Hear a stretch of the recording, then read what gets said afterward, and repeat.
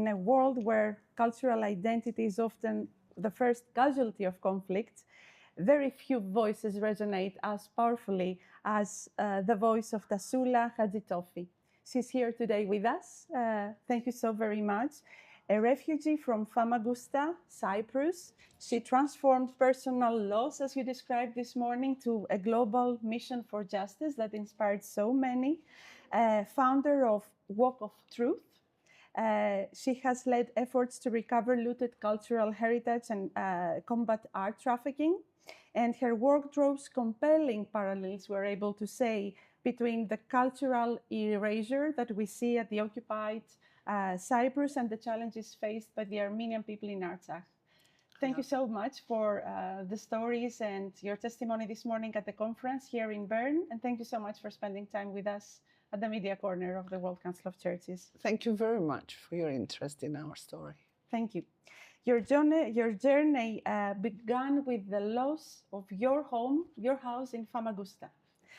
How has this personal experience shaped your mission, and always in connection with the protection of cultural heritage in conflict zones? And you have expanded it so much that you are able to cover, I would say, the needs and respond to the traumatic experiences of so many people that have experienced the conflict's consequences.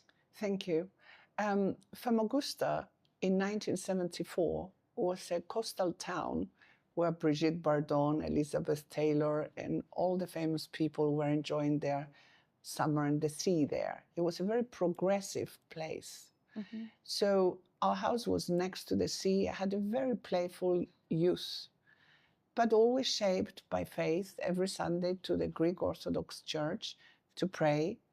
In the summers, we would spend in the village of my parents, where tradition, rituals were part of my upbringing.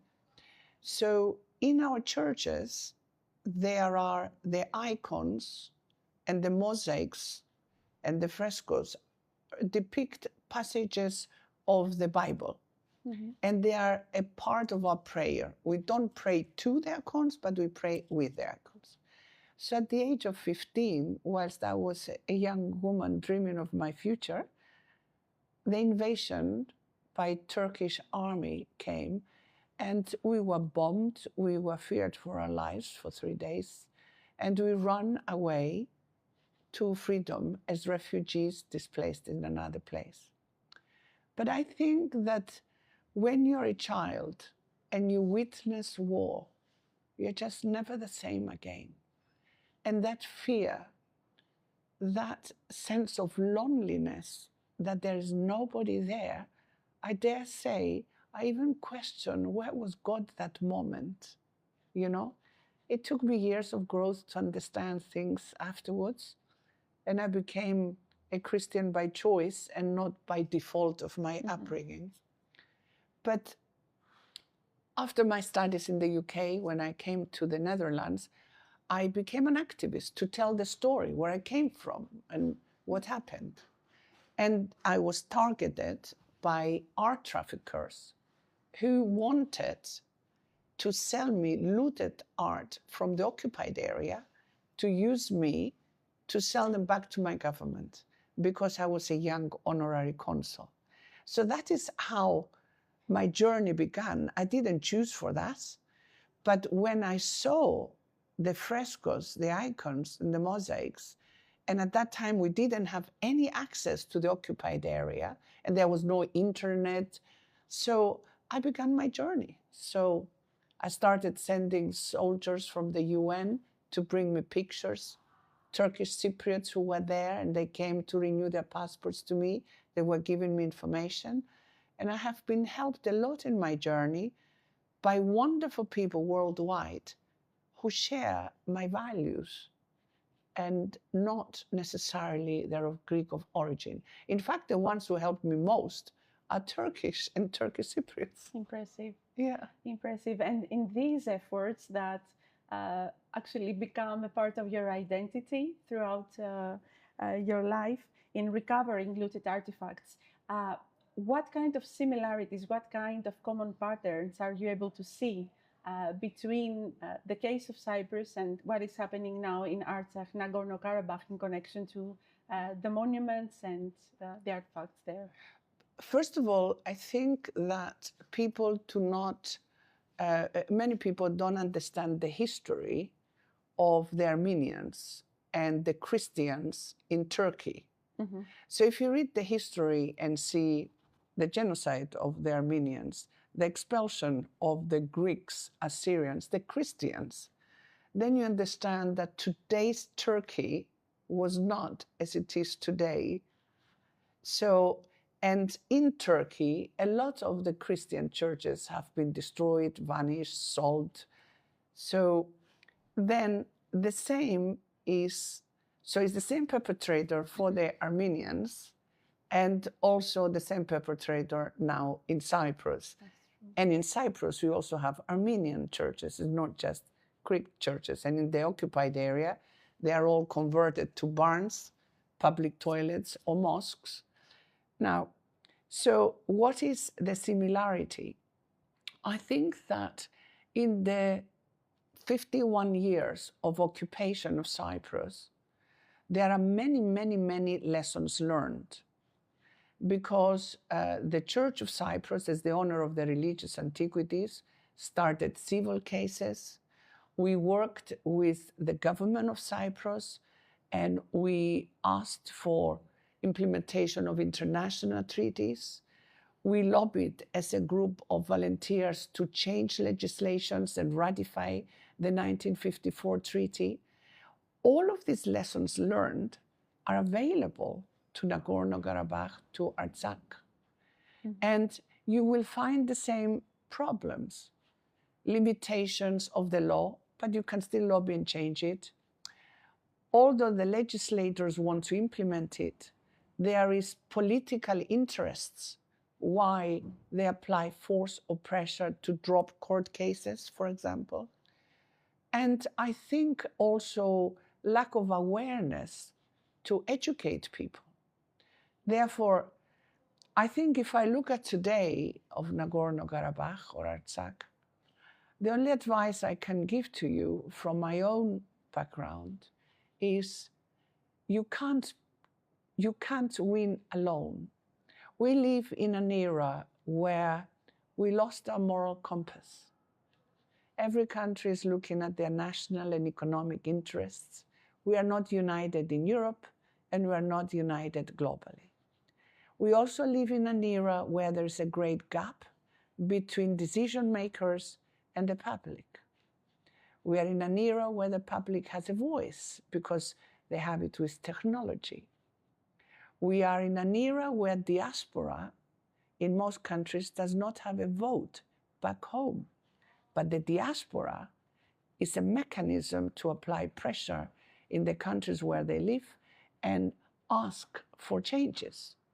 So I think we must unite public, law, diaspora, and the people of faith to give morality, and together we parallelize whatever is happening in Ukraine, in Gaza, in Cyprus, in Armenia, and to share resources, lessons learned, and advocate together for the change, for global values, for global ethics. Because in absence of religion in school, we did not replace it with ethics or human rights. So we have to do it in another way.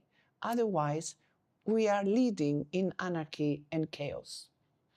Thank you for frameworking so profoundly. I would say the parallels that apply not only in the cases of Artsakh, Nagorno-Karabakh, and Cyprus, but globally, we would say, in conflict areas where international law is not applied. And at this stage, sincerely, what do you believe, like, what are the specific steps or efforts that the international community, international bodies could take in order to prevent, in general, I would say, cultural erasure of regions under occupation, like in Artsakh? I think that the international instruments of law are there. What is missing is goodwill from politicians and morality to do the right thing. Yes. What is also missing is ethical journalists who are going to tell the story, get historians, and use the internet and use the social media to create a global network of advocates to actually expose, like whistleblowers, to expose what is happening and educate the public. Because, you know, I run a company and I deal a lot with youth, and I have a lot of faith in youth. They know what is right and what is wrong, and they will take action if we mobilize them and if we explain what is right and what is wrong. So I think the instruments of law are there. Is the powerful, there is no consequences when they raise memory in Artsakh. They Islamize the occupied part of Cyprus. Cyprus is part of Europe. It's one of the first Christian churches. Nobody's talking about it. Mr. Erdogan came to Famagusta in 2021 in Cyprus illegally. He built a mosque in my city. He was praying in my city, where all of us, for 51 years, we can't even enter there, let alone that our churches are looted or barns and we can't pray. How is that possible? How is that possible? Nobody's talking about it because Turkey is powerful or is needed in the negotiations with Russia and Ukraine. Nobody's talking about these things. Nobody's talking about who is selling the weapons to the Azeris. What is the role of Azerbaijan, even in Cyprus? They're investing in Famagusta. I saw a group of investors when I went to Famagusta, in the part that you can enter. They were there to invest in my city. We are concluding the live coverage from the conference with your interview, our discussion. What is your message, very sincerely, to the Armenian people that are following, to people that are following, especially from areas of conflict where it seems as if we are reaching a dead end and hope is lost and there is fear and the sense of loneliness? You have been there. This is the story of your family, the story of your people. Are they alone? What do you have to say to them? You are alone if you don't reach out to people worldwide who share your values. There are many people out there. So never lose faith in humanity. Never lose faith. And don't wait for your politicians to fix things for you. In a social society, we all can play a role. And if I, a girl from Famagusta, I'm an entrepreneur, a mother, a wife, I'm not a lawyer, and yet I managed to mobilize Interpol, Europol, German police, Cypriot police, legislators to bust a worldwide ring of art traffickers and expose what is happening in Cyprus.